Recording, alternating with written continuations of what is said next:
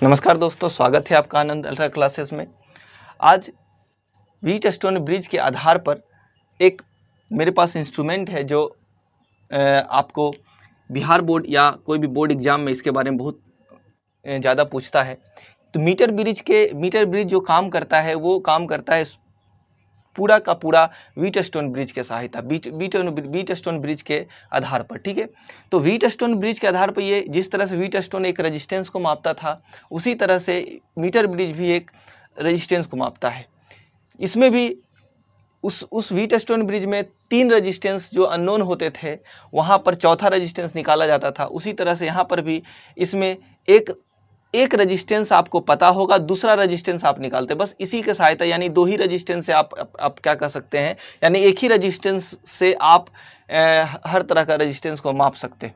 ठीक है, इस वाले मीटर ब्रिज, इसको मीटर ब्रिज क्यों नाम दिया गया? इस वाले ब्रिज को मीटर ब्रिज इसलिए नाम दिया गया क्योंकि इसमें 1 से लेकर 100 सेंटीमीटर तक एक नंबरिंग किया रहता है। एक वायर के जस्ट नीचे एक स्केल लगा होता है, इसलिए इसका नाम मीटर रखा। एक चूँकि इस 100 सेंटीमीटर का होता है, 100 सेंटीमीटर बराबर 1 मीटर होता है, इसलिए इसको हम एक मीटर स्केल का नाम दे देते हैं कि ये मीटर ब्रिज कहते हैं, है ना, मीटर ब्रिज। और इसका भी सबका काम सेम टू सेम उसी तरह से है जिस तरह से व्हीटस्टोन ब्रिज होता है। तो सबसे पहला नंबर, इसमें नोमेनक्लेचर देख लेते हैं क्या क्या चीज़ें हैं। ये जो AB है मेरे पास, ये वाला सेक्शन, और ये CD है, ये EF है, ये कॉपर का प्लेट होता है। जब आप लैब में जाइएगा, प्रयोगशाला में जाइएगा, तब आप देखिएगा क्या इस तरह का ये डिवाइस, इस तरह का आपका प्लेट एक टेबल पर रखा होगा। ये इस तरह से टेबल होता है, जैसे इस तरह से रखा हुआ टेबल है, टेबल पर रखा हुआ। मैंने आपको यहाँ पर बताया, ये ऐसे करके सुता हुआ होगा और इस पर इस तरह से रहता है।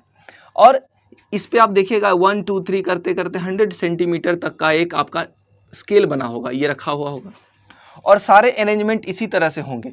इसमें एक रेजिस्टेंस बॉक्स होता है। ये रेजिस्टेंस बॉक्स क्या होता है मैं इसके बारे में बताऊंगा अभी।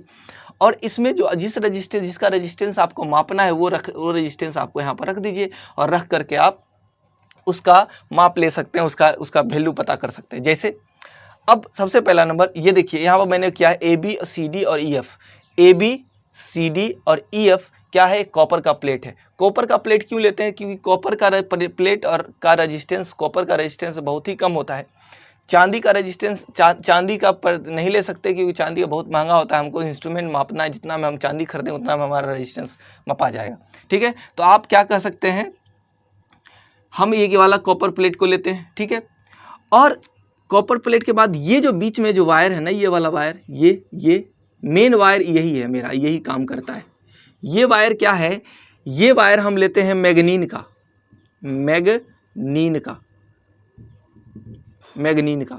मैग्नीन का हम क्यों वायर लेते हैं? और मैग्नीन का वायर इसलिए लेते हैं क्योंकि इसका अल्फा किसे कहते हैं? अल्फा वो है जिसका टेम्परेचर कोफिशिएंट कहा जाता है, तापमान गुणांक। टेम्परेचर कोफिशिएंट जो हमारा होता है, इसका कम होता है। टेम्परेचर कोफिशिएंट जो होता है वो लो होता है। किसका होता है लो? तो बोलेंगे मैग्नीन का। एक और वायर होता है मैग्नीन और कंसंट्रेट कहते हैं उसको। तो वो वाला मटेरियल, दोनों मटेरियल जो होते हैं, उस दोनों का टेम्परेचर कोफिशिएंट बहुत लो होने के कारण ये अल्फा बहुत ही कम होता है। इस कारण ये क्यों होता है? क्योंकि आप जानते हैं कि टेम्परेचर को बढ़ाने से ना रेजिस्टेंस बढ़ जाता है। टेम्परेचर बढ़ाने से रेजिस्टेंस बढ़ जाता है। आज आप कोई चीज़ का माप करने गए, आप शिमला में ये वाला मीटर ब्रिज लेके गए, तो वहाँ देखिए शिमला में बहुत ज़्यादा ठंड पड़ता है। वहाँ पर मान ली इस पेन का रेजिस्टेंस मापना है तो उसका दिया 10 ओम। लेकिन जब उसी को आप अभी बिहार लेके आ गए, बिहार में बहुत गर्मी है, तो वहाँ पर जब जैसे आप लेके आए, तब क्या देखे कि टेम्परेचर बढ़ गया। इसी का 10 दे रहा था, अब इसका 12 दे रहा है। क्यों? अब यही चीज़ का रेजिस्टेंस बदल ना जाए बार बार, इसका जो रेजिस्टेंस एक्चुअल में होना चाहिए वही होना चाहिए। वहाँ पर भी 10 दिखाना चाहिए, यहाँ पर भी 10 दिखाना चाहिए। इसलिए ऐसा मटेरियल लेते हैं हम कि जिसका अल्फा, यानी अल्फा मतलब जो टेम्परेचर वेरिएंट ना हो, कि टेम्परेचर बदलने से उसका रेजिस्टेंस बदल जाए, ऐसा ना हो। तो ऐसा वाला मटेरियल मेरे पास मैग्नीन है और कंसंट्रेटन है। तो ये दोनों मटेरियल क्या करता है, इस तरह के मिश्र धातु का मैं बना देता हूँ, जिससे कि ये वाला पूरा वायर टेम्परेचर बदलने से इसका रेजिस्टेंस ना बदले और ये हमको गलत ना दे, वहाँ पर 10 दे, यहाँ पर 12 दे, ऐसा ना हो। तो इसलिए हम क्या करते हैं, मैग्नीन का लेते हैं वायर मैग्नीन या कंसंट्रेशन का ले लेते हैं, और दोनों का जो अल्फा होता है ना, अल्फा कहते हैं टेम्परेचर कोफिशिएंट को, यानी कि इसका जो वैसे ही अल्फा जो मैग्नीन और कंसंट्रेंट क्या होता है, एक मिश्र धातु है, इसका भी अल्फा पॉजिटिव ही होता है। अल्फा पॉजिटिव निगेटिव का क्या मतलब होता है कि जिसका अल्फा प्लस प्लस होने का मतलब होता है कि टेम्परेचर बढ़ाने से जिसका रेजिस्टेंस बढ़ जाता है उसका उसे कहते हैं पॉजिटिव टेम्परेचर कोफिशिएंट वाला मटेरियल। मतलब धातु का होता है हमारा जो मटेरियल धातु है, तो धातु क्या करता है, टेम्परेचर बढ़ाने से उसका रेजिस्टेंस बढ़ जाता है। और अधातु में क्या होता है कि अधातु का तो कोई बात ही नहीं, क्योंकि टेम्परेचर बढ़ाने से रेजिस्टेंस उसका ऐसे ही हाई होता है। सेमीकंडक्टर इसको कहते हैं, अर्धचालक। अर्धचालक पदार्थ वैसा होता है कि जिसमें टेम्परेचर बढ़ाओ तो उसका रेजिस्टेंस घट जाता है, ठीक है, तो वो निगेटिव टेम्परेचर कोफिशिएंट होता है, इसके उसका अल्फा जो होता है निगेटिव होता है। तो हमारे पास जो धातु होते हैं उसके अल्फा पॉजिटिव होते हैं, तो मिश्र धातु है ये, एक तरह से मिश्र धातु है, इसका भी अल्फा पॉजिटिव ही होता है, यानी टेम्परेचर बढ़ने से बढ़ता है, लेकिन इतना कम बढ़ता है 0.00001 लगभग के आसपास होता है इसका टेम्परेचर कोफिशिएंट। मतलब कि आप इसमें अगर 1000 यानी एक आई दहाई सैकड़ा हजार 10,000 लगभग 10,000 ओम का काम कीजिएगा ना आप उसमें लगभग में आप, तब जाके 1 ओम में थोड़ा सा गलतियां आएगी, लेकिन ये अच्छा होता है, इसमें बहुत ही कम चांसेस होते हैं टेम्परेचर के बढ़ने और घटने के। इसलिए हम ये वायर जो लेते हैं वो वायर क्या चीज़ का लेते हैं, मैग्नीन या कंसंट्रेटेन का। अब ये वायर समझ गए।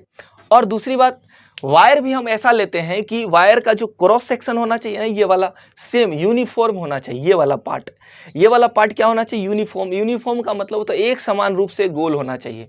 क्योंकि अगर पता चले यहाँ पर मोटा है, यहाँ पर पतला है, यहाँ पर थोड़ा सा और थोड़ा मोटा पतला है, वेरिएंट है, तो वहाँ पर रेजिस्टेंस बढ़ घट सकता है। कैसे बढ़ घट सकता है, तो आपको मैंने बताया था कि R बराबर फॉर्मूला होता है रो इंटू एल अपॉन एरिया।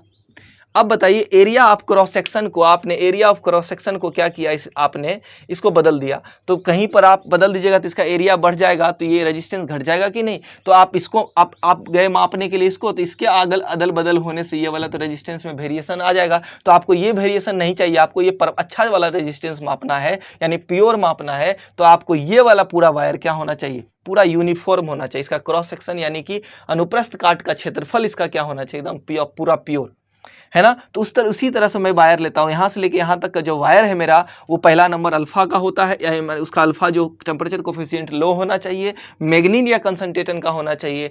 दूसरी बात, और यहां से लेके यहां तक का जो वायर होगा, वो वायर का जो लेंथ होगा वो 1 मीटर का होता है, और इसका जो एरिया होता है यानी क्रॉस सेक्शन एरिया हमेशा यूनिफॉर्म होता है, ठीक है। तो आपको ये चीज समझ में आया।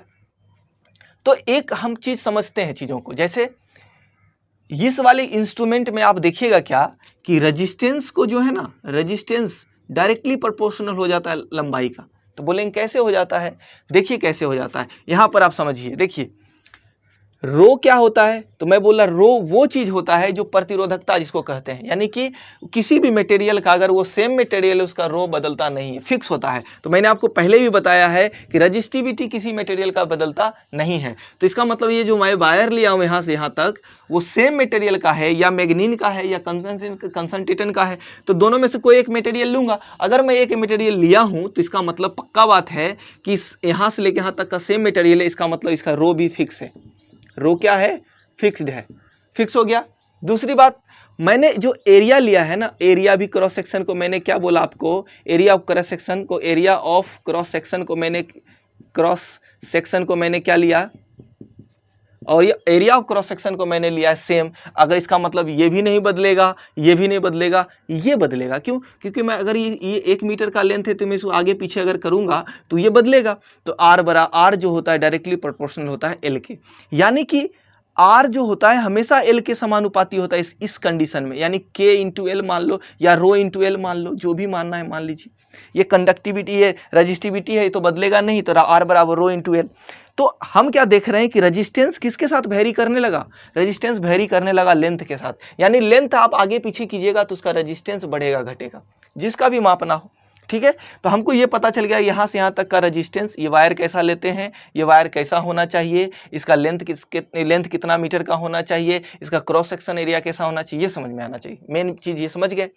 उसके बाद ये होता है मेरे पास एक रेजिस्टेंस बॉक्स, ठीक है, ये होता है रेजिस्टेंस बॉक्स। ये होता है गैल्वेनोमीटर, ये रहा जी, ठीक है। ये क्या है, this is the unknown resistance S. ठीक, ये क्या है, जे मतलब जॉकी। जॉकी किसको कहते हैं? जॉकी एक तरह से वो चीज है जैसे कि अगर आप गैल्वेनोमीटर को ऐसे पकड़े और मान लीजिए वायर है ना आपके पास, तो जॉकी होता है, रेडियो जॉकी इसको कहते हैं। रेडियो जॉकी मतलब जिसको आप देखते हैं ना, या डीजे वजे वाले को देखते हैं ऐसे आगे पीछे करता है, किसी जब भी आपको गाना बजाना होता है तो कोई आगे पीछे मैच करता है ना, वो जो जा करके, उसी को कहते हैं जॉकी। वो एक तरह से वायर की तरह होता है, इस तरह से वो जाकर जहाँ टच करना होता है वो टच करता है। तो जैसे इसको इस वाले पॉइंट से गैल्वेनोमीटर लगा हुआ, इसको मैं यहाँ पॉइंट की टच किया, हो सकता है मैं यहाँ पर पॉइंट टच करूँ, आगे टच करूँ, पीछे टच करूँ, यहाँ पर कहीं भी ऐसे से कर सकता हूँ। तो इस वाले वायर को हम कहते हैं जॉकी वायर। ठीक है, तो इसको कहते हैं जॉकी। ठीक है, और मैंने आपको 100 सेंटीमीटर का वायर मैंने बताया ही, और मैग्नीन का होता है अल्फा, ये सब चीजें आपको मैंने बताया।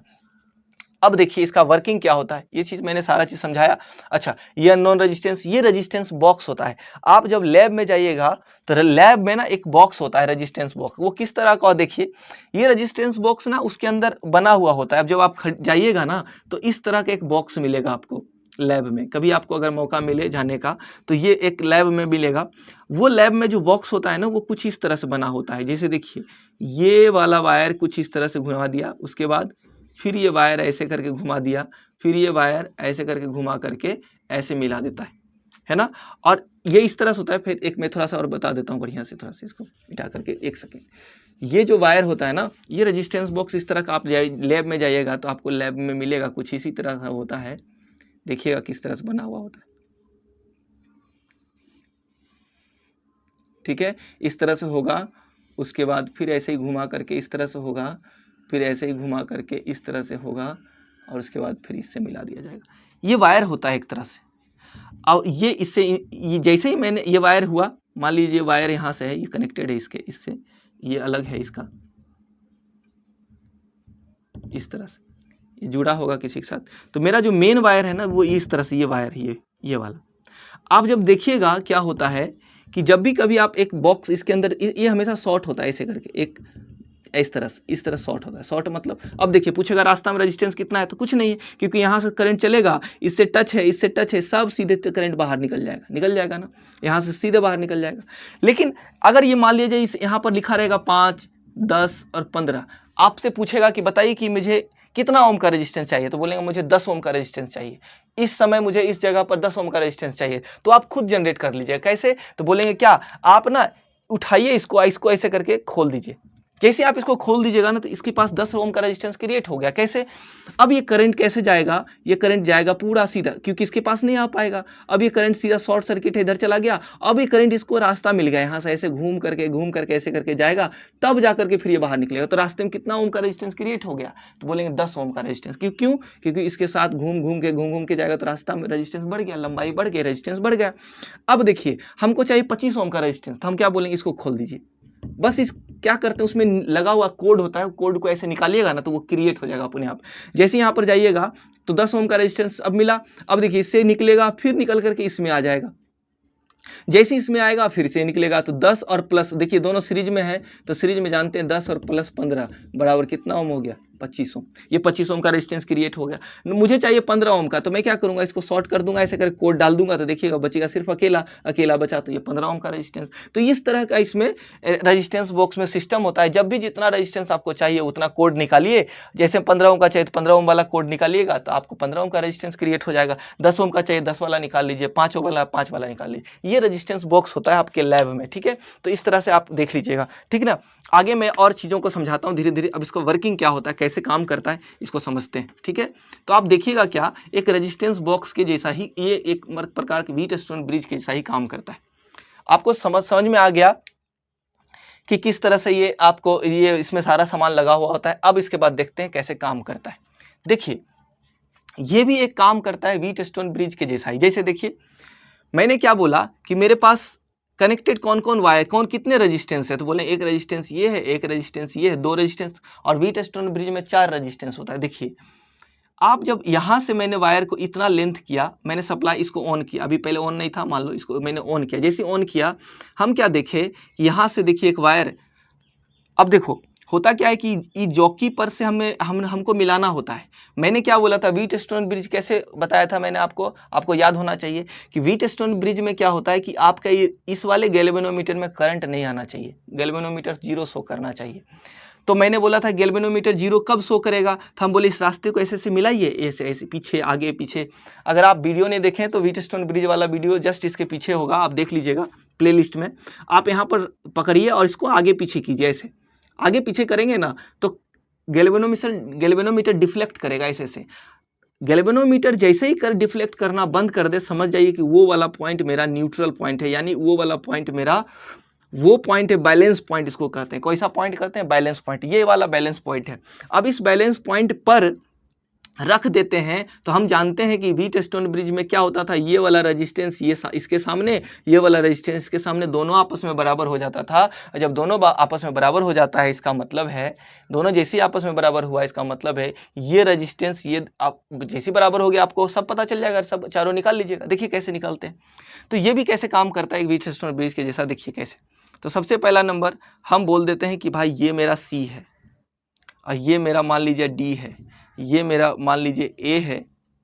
इस तरह से देखिए ये दोनों सेम ही है ना वायर, इस तरह से एक तरह से। तो इसका नाम दे दीजिए, इसका नाम दे दीजिए B, है ना, नहीं सॉरी, इसका नाम दे दीजिए C, है ना, ये C है। इसका नाम दे दीजिए एक D है, इसका नाम दे दीजिए एक, ऐसे करके कोई नाम दे दीजिए ना, इससे उतना ज्यादा करने की जरूरत है। देखिए कैसे नाम दे दीजिए। B और C से कनेक्टेड कौन है, तो बोले B और C से कनेक्टेड है मेरा RB। RB का मान कितना दे रखा है, R दे दिए। और C और D से कनेक्टेड तो मेरा गैल्वेनोमीटर है, तो आप जानते हैं गैल्वेनोमीटर ऐसे लिखा जाता था, याद है, तो बोले हाँ ऐसे लिखा जाता था, ये लिखा गया।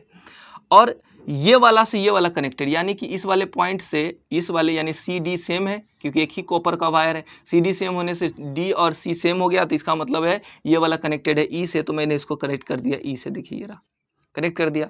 ये दोनों तो सेम है वायर एक तरह से, इसका मतलब E और F सेम है, तो इसका मतलब E और F सेम है, तो इसका मतलब यहाँ पर आप इसको कनेक्ट कर दीजिए ये वाला। तो बोलेंगे ये कितना होगा सर, तो बोलेंगे ये मेरा रेजिस्टेंस, मान लिया जाए जैसे इसको कनेक्ट किया तो ये भाई इसमें लिखा होगा कुछ ना कुछ, तो मैं बोलता हूँ ये मेरा L है और ये मेरा 100 माइनस L है। क्यों 100 माइनस L है, क्योंकि भाई जितना ये L होगा 100 का तो पूरा सेल ही पूरा मीटर स्केल ही था, ये मेरे पास L हो गया, तो ये 100 माइनस L हो जाएगा। तो ये वाला जो यहाँ से यहाँ तक वाई पॉइंट से जो मिला हुआ मेरे पास मिला हुआ लंबाई है, वो हो गया 100 माइनस L रेजिस्टेंस। क्यों, तो मैंने बोला लंबाई ही डायरेक्टली प्रोपोर्शनल रेजिस्टेंस का होता है, जितना लंबाई होगा उतना ही रेजिस्टेंस होगा। आप मान लीजिए रो को साथ में रख लीजिए, रो को मैंने साथ में रख लिया, लीजिए रो को मैंने साथ में रख लिया, उससे कोई फर्क नहीं पड़ेगा। R बराबर रो इंटू L कर दीजिए। मैंने बताया था एरिया तो सबके लिए सेम है, लेंथ बदलेगा तो रेजिस्टेंस बदलेगा, रो दोनों के लिए भी सेम है, ठीक ना, तो रख सकते हैं।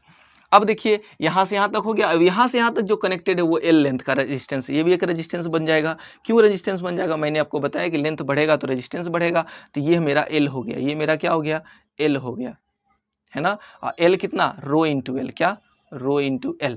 और यहाँ से जो कनेक्टेड है मेरा, यहाँ से जो कनेक्टेड वो मेरा बैटरी है, और बैटरी है मेरे पास ये E, है ना। और यहाँ पर एक मेरा स्विच लगा हुआ है की, और यहाँ से ये कनेक्ट हो गया, और ये E हुआ, और ये प्लस माइनस। और मैंने आपको बताया है ये R है, ये मेरा अननोन रेजिस्टेंस S है, हमको इसी को निकालना है वैल्यू। अब देखिए, अब आपको निकालना है, तो हम क्या जानते हैं कि हमने गैल्वेनोमीटर को इस तरह से इसको आगे पीछे किया है, तो यहाँ गैल्वेनोमीटर करंट कितना दे रहा है, IG बराबर 0, यानी करंट मेरा 0 दे रहा है। जैसी करंट इसमें 0 जाएगा, इसका मतलब है करंट जैसी 0 हो गया, इसका मतलब ये वायर खुला हुआ है, इसमें कुछ नहीं, करंट किस में जाता, नहीं जाता है, जो ओपन होता है, इसका मतलब खत्म हो गया।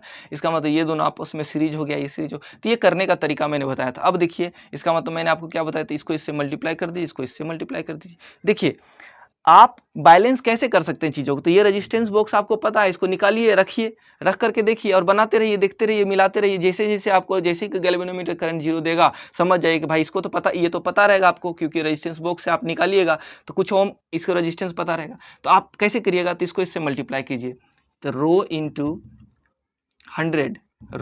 100 minus L upon R, upon क्या करेंगे, into R, sorry, into R बराबर होता है क्या, rho into L into S। Rho into L into S, ठीक है। तो रो से रो कैंसिल हो जाएगा, हमको तो एस चाहिए ना, एस इज अननोन रेजिस्टेंस, तो एस बराबर हमको क्या हो जाएगा बताइए, एस बराबर हो जाएगा मेरा 100 minus L upon L into क्या आर। तो एस बराबर मेरे पास हो जाएगा 100 upon L minus of 1 into R. देखिए ये आर कहां से आया, बोले रेजिस्टेंस बॉक्स से। एल कैसे पता चलेगा, तो बोले एल पता रहेगा ना, क्योंकि आप इस पे जाइएगा तो आप मिलाइएगा तो इधर साइड एल पता रहेगा आपको कि इधर से इतना डिस्टेंस पर कितना डिस्टेंस है। मान लीजिए 60 सेंटीमीटर आया, तो मैं यहाँ पर इसको 60 रख दूंगा और यहाँ भी 60 रख दूंगा, तो 100 में से 60 जाएगा, कितना 40 बचेगा, नीचे 60 बचेगा, इनटू ये आर कौन सा रजिस्टेंस है, तो बोले ये रजिस्टेंस बॉक्स वाला है, जो निकालूंगा मुझे ये पता रहेगा। अब दोनों को जैसे मल्टीप्लाई कीजिएगा तो एस पता चल जाएगा यहाँ पर रजिस्टेंस, इस वाले यहाँ का वाले भाग का रजिस्टेंस, ठीक है। तो आपको ये व्हीटस्टोन ब्रिज के आधार पर काम करता है। कैसे काम करता है मैंने आपको बताया। ये इसमें क्या क्या लगा होता है, एक रेजिस्टेंस बॉक्स होता है जिसे आपको खुद बनाना हो, उस रेजिस्टेंस खुद चूज करना है आपको।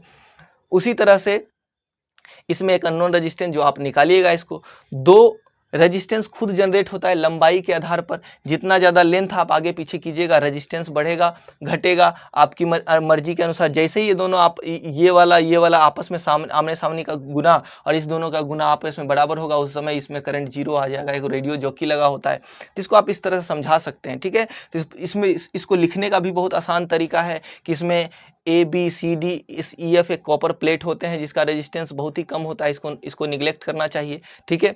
उसके बाद इसमें एक रेजिस्टेंस बॉक्स लगा होता है जिसके थ्रू हम रेजिस्टेंस को अपने अनुसार आधार पर इसको चुनते हैं। एक गैल्वेनोमीटर लगा होता है जिससे हम देखते हैं कि गैल्वेनोमीटर में कि करंट क्या है, करंट उसमें नहीं आना चाहिए, बैलेंस पॉइंट देखते हैं। एक अननोन रेजिस्टेंस जिसका हमको रेजिस्टेंस निकालना होता है। एक रेडियो जॉकी होता है, एक जॉकी होता है, जॉकी के थ्रू हम करंट को ढूंढते हैं कि कहाँ पर करंट का डिफ्लेक्शन करके स्लाइड कर करके आगे पीछे कर करके हम उस पॉइंट को ढूंढते हैं। नल पॉइंट उसको कहते हैं, नल मतलब जहाँ पर जीरो शून्य हो जाए करंट वहाँ पर।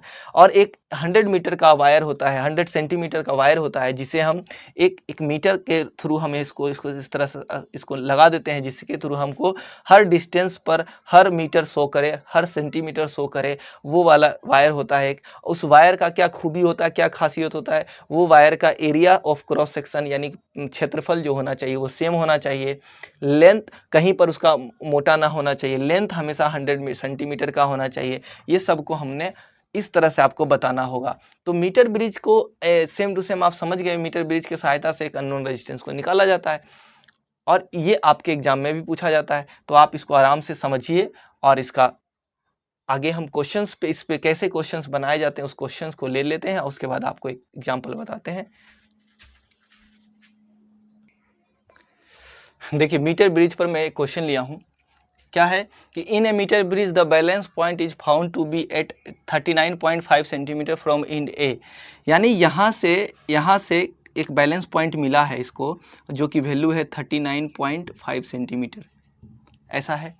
तो 39.5 from and A when the register Y is of 12.5 centimetre, नहीं 12.5 ओम दिया हुआ है, क्या है 12.5 ओम। यानी ये मेरे पास कितना दे रखा है रेजिस्टेंस पहले से, यानी 12.5 ओम ये रेजिस्टेंस हमको पता है ना उस समय। तो determine the register of x, यानी इस रजिस्टर का वैल्यू चाहिए।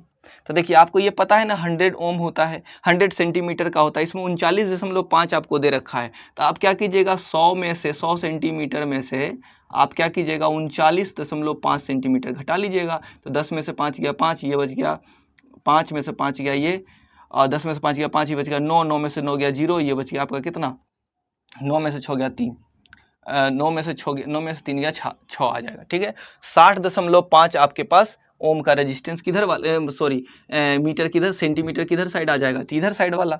तो आपको मैंने क्वेश्चन क्या बताया था, आप फॉर्मूला याद रखिए, चाहे ये याद रखिए, आपकी मर्जी है। इसको इससे मल्टीप्लाई कीजिए, इसको इससे मल्टीप्लाई कीजिए, रो इंटू रो दोनों में खत्म होने वाला है, तो रो इंटू एल कह दीजिए इसको, चाहे 39.5 मल्टीप्लाई विथ इससे 12 गुने 12.5 सोल्व कीजिए, बराबर इसको इससे मल्टीप्लाई कर दीजिए। इसको इससे मल्टीप्लाई क्यों, क्योंकि मैं यही वाला फॉर्मूला बताया हूँ। कितना 100 सेंटीमीटर, इधर साइड कितना बचा मेरे पास, इधर 60.5 इंटू कितना x इंटू रो, तो रो से रो तो कैंसिल होने वाला ही हमेशा। तो आप सब सिर्फ ये जानिए कि इस वाले डिस्टेंस को इधर साइड से, इस वाले डिस्टेंस को इधर साइड से मल्टीप्लाई कीजिए, एक्स का वैल्यू निकाल लीजिए। तो एक्स बराबर में आपके पास कितना आ गया, 39.5 इंटू 12.5, और उसके बाद क्या है, ये अब आपका हो जाएगा 60.5 आ जाएगा। ठीक है, तो इसको जो सोल्व करके आए आंसर, आपका आंसर आ जाएगा। मैं आंसर वो देख लेता हूँ कितना आता है। ये लगभग में 8.6 ओम आ जाता है, 8.16 ओम आ जाता है ये रेजिस्टेंस, है ना। सिंपल क्वेश्चन, बस इतना बड़ा रहता है, बस उस मीटर ब्रिज पे आधार है, यानी व्हीटस्टोन ब्रिज के जैसा ये वाला, इस 4 में से एक रेजिस्टेंस आपको नहीं है, आपको पता चल जाएगा। दूसरी बात, इसमें एक अच्छा क्वेश्चन पूछा है कि why the metre bridge made a thick wire, यानी मीटर ब्रिज को, यानी ये जो कॉपर का प्लेट था इतना मोटा क्यों बनाया गया है, ये वाला, ये पूछ रहा है कि ये वाला वायर को क्यों मोटा लिया जाता है और क्रॉस सेक्शन वाला क्यों मोटा लिया जाता है। तो हम बता सकते हैं इसका कि ये मोटा इसलिए लिया जाता है क्योंकि जितना बड़ा मोटा रहेगा उसका उतना रेजिस्टेंस कम रहेगा, और हमारे एरर जो होते हैं, गलतियां जो होती है वो कम होगी। क्यों कम होगी, क्योंकि आप इस वाले पूरे वायर को आप इग्नोर कर रहे हैं, क्योंकि आप सिर्फ इसको देख रहे हैं और इस वायर को देख रहे हैं और इस वाले को देख रहे हैं, आप इस चीज को नहीं देख रहे हैं, ये वाला पॉइंट को, इस चारों सेक्शंस को। अगर आप इसको भी देखते हैं तो इसका भी तो कुछ ना कुछ अपना रेजिस्टेंस होगा, करंट यहाँ से भी तो आ रहा होगा रास्ते से, इस जगह से, इस पॉइंट से, इस सेक्शन से।